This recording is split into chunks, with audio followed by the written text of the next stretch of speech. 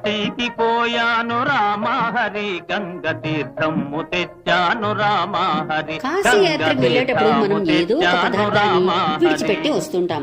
అలాగే ఈ మన కుటుంబాల్లో కొన్ని కుటుంబాల్లో గోరుచిగుడికాయ లేదా గోకరకాయని పూర్తిగా విడిచిపెట్టేశారనే చెప్పొచ్చు. ఎందుకంటే ఈ గోరుచిగుడికాయ కూర చేయడం కష్టమని, లేదా టేస్ట్ గా ఉండదని, పిల్లలకు నచ్చదని, ఇలా కారణాలు చెప్పి. అయితే ఈ గోరుచిగుడికాయ కూర ప్రోటీన్ రిచ్ అని, ఫైబర్ రిచ్ అని, షుగర్ వాళ్ళకి చాలా ఇంపార్టెంట్ అని అందరికీ తెలుసు. అయితే ఇంకొక ముఖ్యమైన విషయం ఏమిటంటే, మనం ఈ కూరగాయలు పండించేటప్పుడు ఎరువు చాలా తక్కువగా వాడి పండిస్తారండి. బెండకాయలు, బీరకాయలు, వంకాయలు ఇలా కాదు, ఇది గుత్తులుగా పండుతుంది. తక్కువగా, అసలు ఎరువు చాలా తక్కువగా వాడి పండించే పంట.